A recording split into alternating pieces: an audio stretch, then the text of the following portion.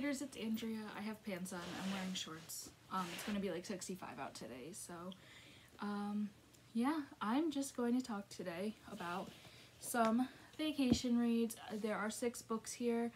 5 of them are my top 5, and the other one is just a bonus book that I had been debating with another one, but we'll get into that in a little bit. Again, I hope everyone's doing well and safe and healthy during these times.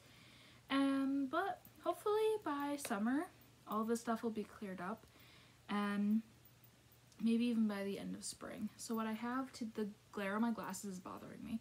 What I have today is some vacation reads that I would bring if I was going on vacation. So I know a lot of people think I'm going on vacation, I'm going to some tropical location, and I'm going to the beach with like palm trees and it's like 80 degrees. That's not what I think of. I think of going camping or going to a cabin near a lake and maxing and relaxing and having a good time. So I have books that are more woodsy. Not woodsy. The books themselves aren't woodsy. They're books that are better in a setting if you're going to be away in the mountains, away in the woods, instead of sitting on a beach. I could do a part 2 to this and have ones where you're on the beach, but I don't own as many books that would fit into that. So, the first book I have is The Trouble with Lemons by Daniel Hayes, who is actually my AP English teacher, and I also had him last year for English, and I had him for a creative writing class, and I actually have his signature in here that I'll show that I got during my creative writing class. He also taught my dad, so he has a special place in my heart. So, I will not let him down with my description of this book. I haven't read it in a while, but I think I got it. It is a coming-of-age story that takes place in, does it have an actual setting? I just said I wasn't gonna let him down. I already feel like I am. I don't know. It doesn't say on the back, so we're gonna forget it for now. But him has a name. Tyler and his friend stumble across a dead body in a quarry, and I believe they're kind of trying to figure it out and such. So, and the dead man was the janitor of the school. This is going great. Anyways, I just remember this being a really good mystery and a really good coming-of-age story. It's relatively short, as you can see, but it is 187 pages, so it is short, and the print isn't too bad. I highly recommend this. Mr. Hayes also has some other books that I would recommend, but if you want a mystery and an excellent coming-of-age story, I highly recommend this. So, yeah. Next book that I have for you is Carrie by Stephen King. I believe this is his first book. If it's not his first book, it's his second book. Anyways, if you don't know what the story of Carrie is, there's this girl named Carrie White, and she lives with her mom, who is a highly religious woman, and doesn't really want Carrie being a normal teenager, I guess. And one day, Carrie gets her period and gets made fun of for it, and her mom freaks out, saying that, like, she could have prevented it, and just uses the Bible as a quote against her. And eventually, Carrie figures out that she has telepathic powers, and at the end of the story, wreaks havoc on the town, which is kind of a spoiler, but not really. If you've seen the movie, hopefully you've seen the original, not the stupid remake. But if you've seen it, I highly recommend this. I really liked it. It's, again, not too long. It is 245 pages.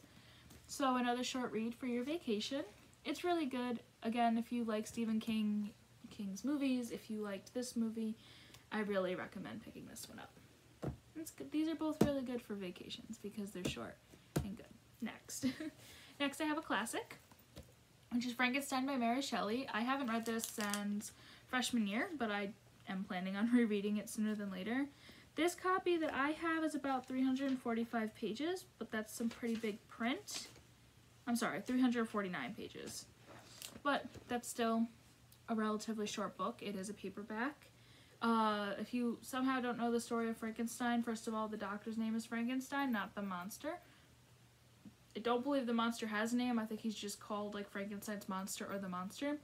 But a man Dr. Frankenstein, decides to put all these body pieces together and create a monster who, you know, the town don't like and all that. If you don't know this story, that's the real gist of it. I think it's a really good classic horror. I want to read Dracula at some point. Yeah, I keep saying and I feel stupid. I probably should have thought of what I was going to say before I sat down to record. This is really good. Again, it's a horror. Carrie is a thriller. I realized I didn't say the genre of that. But if you like classics and you want something short to read for your cabin in the woods vacation, this is a good thing to pick up if you haven't picked it up already. Next book I did read in AP English, which it seems like forever ago that we read this.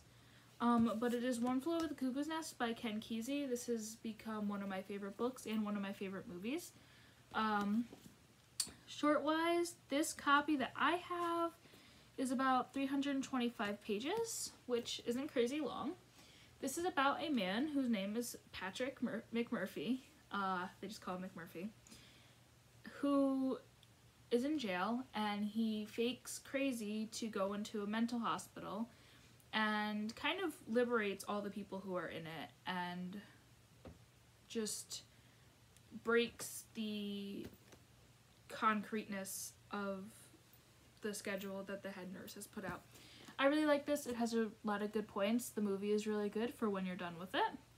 And I think it's just a good, quick camp read that, again, has a lot of powerful points and will make you think. So, the last book I have is Paper Towns by John Green. And before I really talk about this, I am gonna just bring up this book, Turtles All the Way Down by John Green, was in close competition to this. So they're both kind of on the same par. I just wanted to have 5 books instead of 6 books recommended, but I really have to mention this when I'm done here. I haven't read this in a while. It is a YA book, as the rest, I think the rest are pretty much adult. Except for Trouble with Lemons is probably like middle grade or YA. Again, I haven't read this in a while, so excuse me, but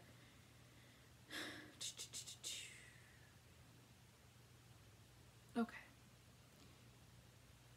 Quentin, who we're gonna call Q, as the book suggests, falls in love with this girl named Margo, and Margo goes missing. And so him and his friends hop in this minivan to go and find her, and that's all I remember about this book. I believe it's kind of a coming-of-age YA. I really picked it because it is kind of a road trip book, which I thought is good for a vacation. And it's short, like everything else is. It is only, that's the beginning of Fault in Our Stars in the end. Not including anything extra.